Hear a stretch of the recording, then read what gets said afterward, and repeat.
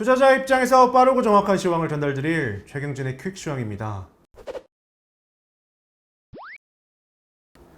오늘 시장은 생각보다 잘 버틴 것 같습니다. 어떠셨나요? 네, 오늘은 집에서 장난을 치다가 어머니한테 엄청 크게 혼을 한번 났는데, 예, 그래도 장난을 치다가 엄마가 아끼는 찻잔을 깼습니다. 그리고는 화가 난 엄마의 얼굴이 바로 앞에 있는데 숨을 참고 처벌을 기다리는 중입니다. 오늘도 바로 질문 드리겠습니다. 오늘은 어제와 비슷한 흐름을 보일 것 같다고 하셨는데 초반에 반등이 있었습니다. 중국 때문인가요? 일단 오늘은 중국 뉴스 때문에 시장이 예상 외로 올랐다 보면 될 것 같은데, 중국에서 뭐 호재가 나온 게 아니고 이런 뉴스로 이렇게 주가가 오른다라는 거는 제가 보기에는 아주 긍정적인 요인이다라고 보여지는데, 오늘 중국의 7월 산업이익이 발표가 있었는데요. 이게 안 좋게 나왔어요. 네. 안 좋게 나왔는데 지금 현재 중국 경제는 둔화되고 있는데, 이게 경착륙이냐 연착륙이냐에 따라 가지고 시장의 충격이 어느 정도일지, 그게 이제 시장에 조금씩 반영이 됐던 것 같은데요. 그 전에 오늘 같은 경우 이렇게 안 좋게 나왔는데 연착륙인 것처럼 그렇게 반응을 했다라는 거죠. 그리고 오늘 우리 시장 중에 유가가 올랐어요. 68.5달러까지 올랐기 때문에 이제 뭐 경기 둔화 우려보다는 이 내일 잭슨홀 미팅 지나고 나면 이제 조금 그런 불안감이 좀 많이 작아지지 않을까. 예, 물론 고점에 대한 미국 시장의 고점에 대한 어떤 그런 거는 있지만 그런 경기 둔화 뭐 이런 거에 대해서는 조금 둔화될 것 같다, 이렇게 생각이 됩니다. 어제 미국의 2분기 기업 수익 예상치가 나왔는데 9.7% 나왔어요. 9.7%. 작지 않죠. 네, 작지 않습니다. 그리고 2분기 성장률 추정치가 6.6이 나왔어요. 근데 이게 지난번에 6.5가 나왔다가 0.1%가 높긴 했는데 전망이 6.7이었기 때문에 그거보다는 아직 부진하다, 뭐 이런 건 뭐 크게 영향이 없었던 것 같고, 그리고 물가지수 추정치도 6.2%, 이게 전망이 6%였는데 6.2%가 나왔어요. 네, 더 높게 나왔습니다. 네, 테이퍼링에 대한 얘기가 나와야 되겠죠. 그리고 뭐 주간 실업수당 청구 건수 뭐 이런 거 있었고, 그리고 PC 가격, 네, 소비자 지출 물가 지수 이런 거 2차 추정 6.5%뭐 이런 거 나왔었고, 뭐 어제 중요한 뉴스는, 미국 시장의 중요한 뉴스는 연준 위원 3명이 캔자스 시티하고 그리고 세인트루이스 그리고 이번에 그 달라스 그 사람하고 3명이 연달아서 테이퍼링에 대해서 해야 된다라고 또 얘기를 했어요. 네, 그것 때문에 밀리지 않았을까 싶은데, 어제 다른 거는 뭐 크게 상관은 없고, 그리고 어제 미국의 7년물 입찰이 있었는데 국채가 금리가 1.155%예요. 이게 근데 이전에 입찰할 때 1.029였습니다. 많이 올랐어요. 네. 조금 있으면 미국 정부가 채권을 또 많이 발행을 해야 되는데, 금리가 이게 올라갔을 때 지난번과 똑같이 또 연준이 뭐 그런 분위기를 조성할까, 뭐 그런 거는 좀 있어요. 지금 금리가 너무 빨리 올라가면 안 되거든요. 천천히 올라줘야 연준이 금리를 낮추기 위한 어떤 그런 액션을 취하지 않는데, 이게 너무 빨리 올라가게 되면, 아직 지금 처리 안 된 게 있잖아요. 지금 10월 달 정도 돼야 부채 한도도 증액하고 뭐 이게 채권 발행할 건데, 그 전에 금리가 너무 많이 올라버리면 안 된다라는 거죠. 네.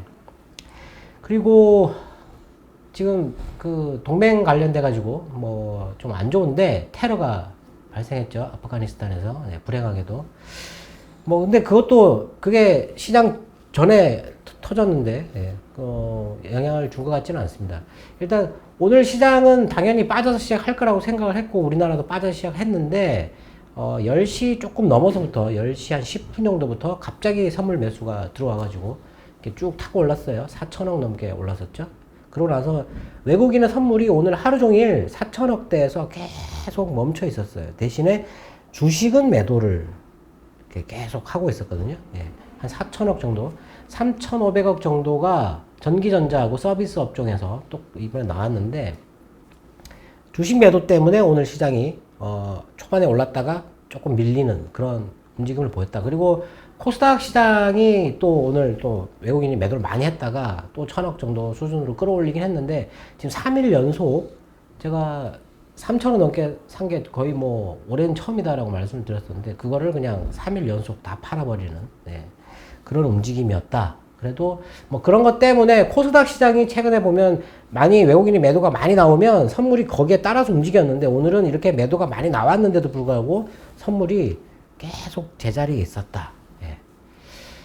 그렇게 본다 그러면 이 잭슨홀 미팅이 지금 현재로서는 악재가 아니다 라고 이제는 바뀌어야 되지 않을까 싶습니다. 오늘 흐름은 나쁘지 않았다.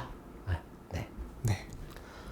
말씀처럼 연준위원 3명이 테이퍼링 강행을 주장했습니다. 잭슨홀 미팅의 선택에 따라 시장이 어떻게 변화할지 궁금하네요.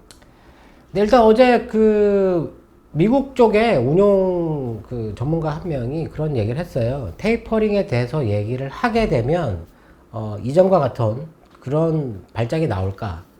아니면 연준 의장이 경기가 지금 현재 둔화되고 있는 거기에 공포감을 실어가지고 테이퍼링을 미루는 그런 얘기를 할까? 알 수 없다. 뭐 이런 식으로 얘기를 했는데 테이퍼링을 하는 게 오히려 지금은 경기 둔화 우려감을 조금 줄이는 효과가 있을 것 같고 테이퍼링을 미룬다 그러면 지금 이 사람 말대로 경기가 둔화가 되는 게 조금 더 심각한 거 아닌가라는 그런 오히려 불안감을 더 키우지 않을까.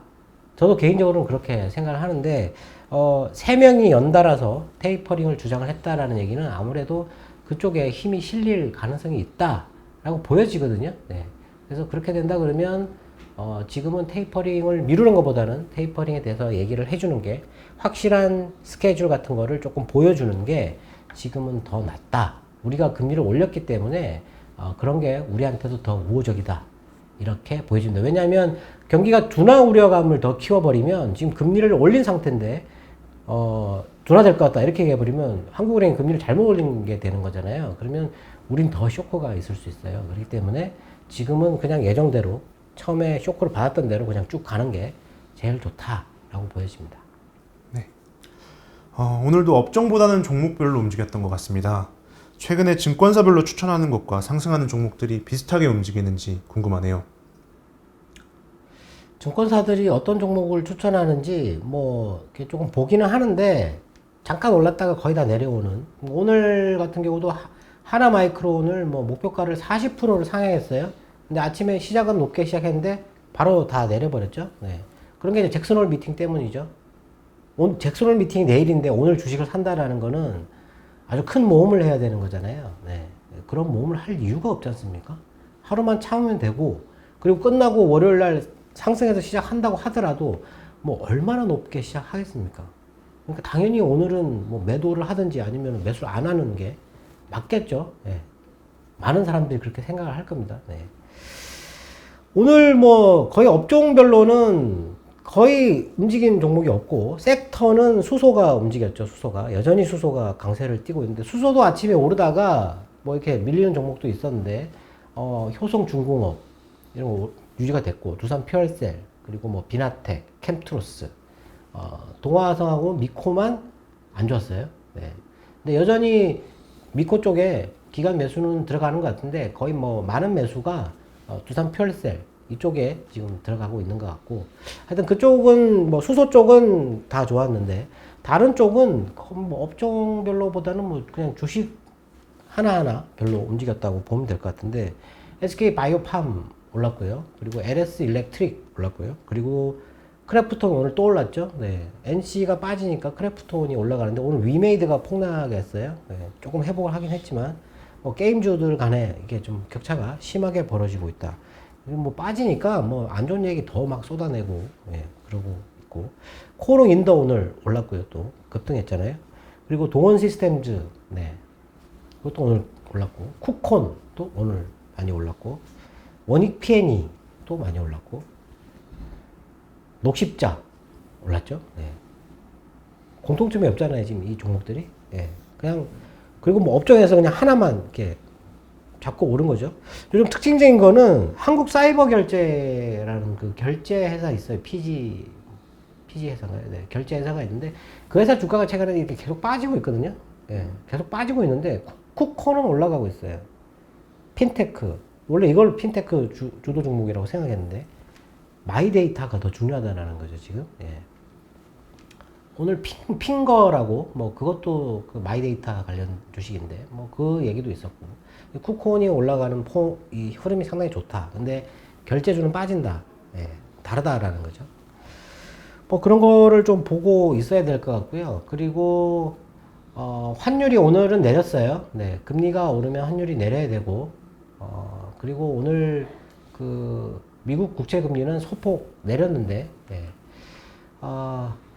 어제 질문에 그 금리가 올라갈 때 어떤 종목을 사야 되느냐 이렇게 물어보신 분이 계신데 예. 금리가 오르면 당연히 금융주를 사야 되죠. 근데 어제는 금융주에서 은행은 매도였고요.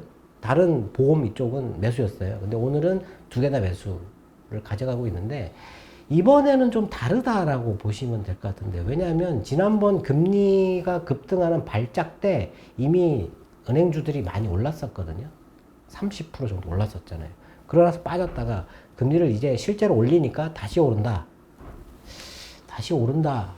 조금 물론 이제 금리가 오르면 금융주를 사야 된다라는 게 공식인데 지금은 그 공식에 맞느냐 하는 거죠. 이미 올랐는데. 예. 그때 오른 게 뭐냐? 원래 은행이 오르면 그 다음에 바로 따라가는 게 건설이에요. 건설이 따라가면 건설 안에 들어가는 재료가 따라가야 되거든요. 철강이 올라가는 거죠. 원래 이게 오르고 나면 그 다음에 올라가는 게 화학이거든요. 네. 화학은 근데 그 전에 올랐어요. 그 전에 주가가 이렇게 작년 11월 달 주가가 치고 올라갈 때 그때 화학이 올랐었는데 아직 화학은 시세를 내지를 못했다. 네. 제가 보기에는 이번에는 금리를 인상하게 되면 지금 이렇게 경기 둔화 흐름 때문에 화학이 오히려 더 지금 안 좋다라고 보여지는데 경기가 조금 이제 괜찮아질 거다라는 그런 기대감이 있다면 지금은 화학 쪽이 먼저 올라가야 되지 않을까라고 생각을 합니다. 예.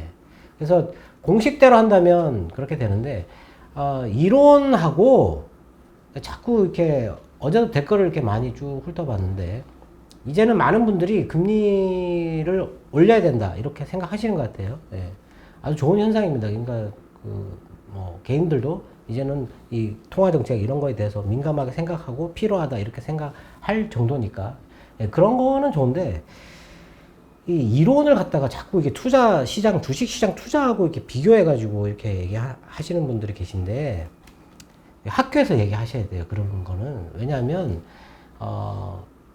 2015년도에 연준 의장 옐런 연준 의장이 물가가 내리는 걸 잘 모르겠다고 했어요. 그때 필립스 곡선이라고 있거든요. 예. 실업률이 떨어지면 물가가 올라야 되는데 이게 떨어지는데도 물가가 안 오르는 거죠. 잘 모르겠대요.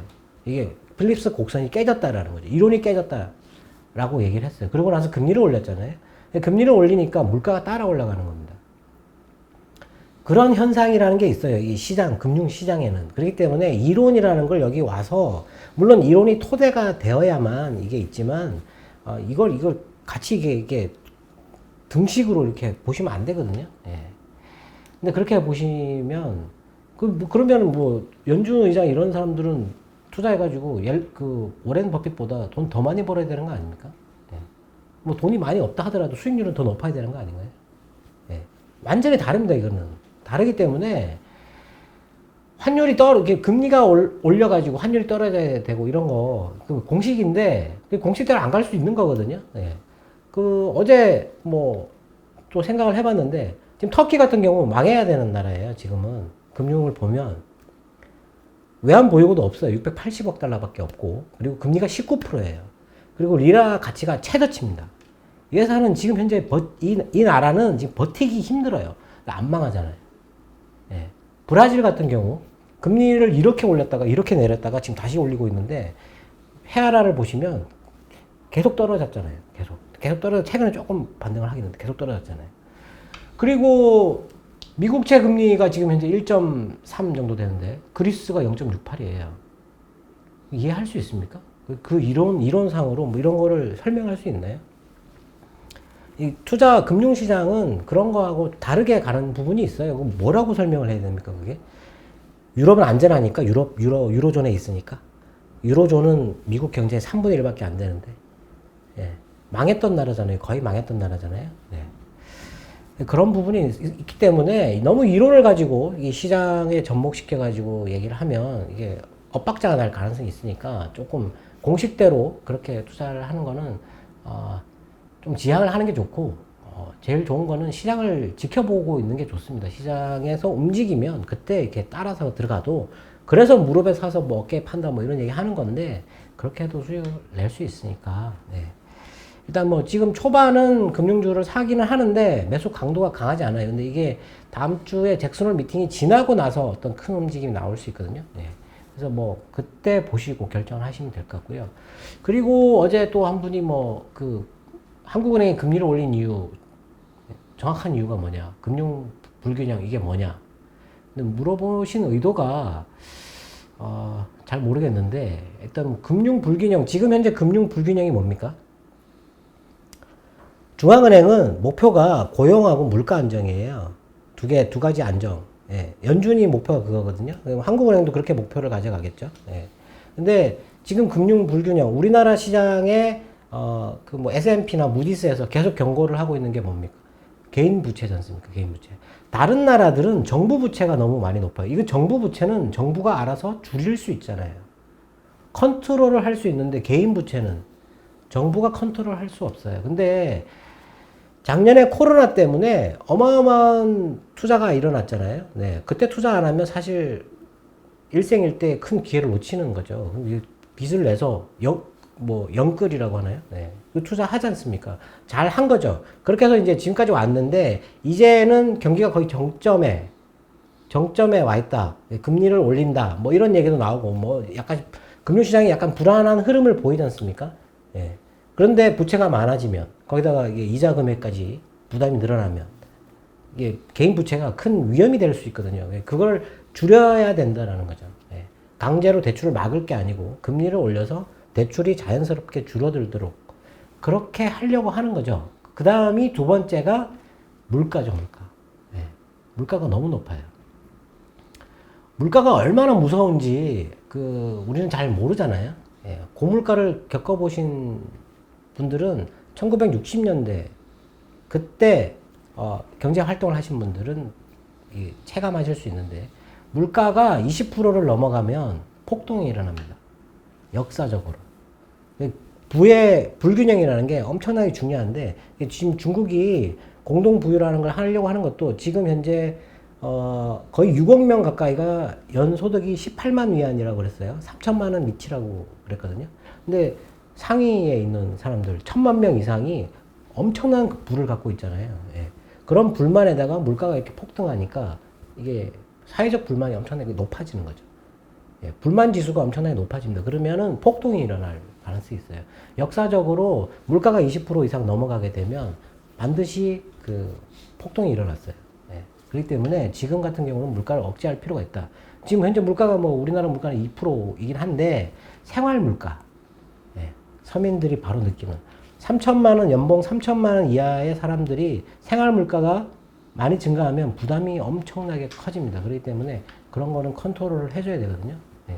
근데 이게 전 세계적인 현상인데, 이거를 우리나라가 금리 올린다 가지고 바로 잡아지는 건 아니거든요. 그리고 집값도 그 중에 하나이죠. 물가의 하나인데, 집값 상승도 지금 전 세계적인 현상이에요. 왜냐하면 화폐가 양이 엄청나게 많아졌기 때문에 원래 화폐 가치는 계속 떨어지게 돼 있어요. 돈 가치는 원래 떨어지게. 왜냐하면 매년 물가는 오르지 않습니까? 매년 물가가 내리는 나라는 일본밖에 없거든요. 물가가 오른다는 얘기는 화폐 가치가 매년 떨어진다는 얘기예요. 그러니까 매년 떨어지는데 이게 지금 가파르게 떨어지고 있다는 얘기지 않습니까? 가파르게. 예. 그 현상이 전 세계적으로 일어나고 있는 거거든요. 근데 환율이라는 거는 상대적인 거예요. 절대적인 게 아니거든요. 물가가, 화폐 가치가 달러가 이만큼 떨어지느냐, 아니면 엔화가 이만큼 떨어지느냐, 우리나라는 이만큼 떨어지느냐, 그거에 따라서 환율이 지금 또 변하는 거거든요. 그거를 조절하기 위해서 우리나라도 통화량을 조절할 수밖에 없거든요. 근데 금리를 올렸잖아요. 예. 그럼 변화가 나타나야 되는 건데, 일단 그런 부분에 있어가지고 불균형, 사회적으로 나타날 수 있는 그런 불균형, 물가, 물가와 그리고 지금 현재 개인 부채, 이게 지금 금융 불균형으로 우리나라는 조금 조절을 할 필요가 있다라는 거죠. 선제적으로 움직인 건 좋은데 금리를 올려야 된다고 다들 생각하고 있지 않습니까? 네. 한번 올린다고 뭐 무슨 일 생기지 않습니다. 괜찮은데 지금 현재 분위기상 타이밍 그게 아주 중요한데 지금 이제 잭슨 홀 미팅 때문에 약간 혼란스럽다. 근데 지금 현재로서는 잭슨 홀 미팅이 테이퍼링 쪽으로 계속 밀고 나간다면 우리나라의 금리 인상은 다음 주부터 좋은 효과를 내지 않을까 기대합니다. 오늘도 투자자분들의 궁금증이 해소되었길 바라겠습니다. 네, 일단 뭐 방금 말씀드린 대로 테이퍼링이 있기 때문에 오늘은 뭐 크게 기대를 하지 않았고, 예, 큰 변화가 없다면 다음 주부터는 조금 나아지지 않을까 싶습니다. 네, 다음 주를 기대하면서 인사드리겠습니다. 지금까지 최경진의 퀵시황이었습니다. 감사합니다.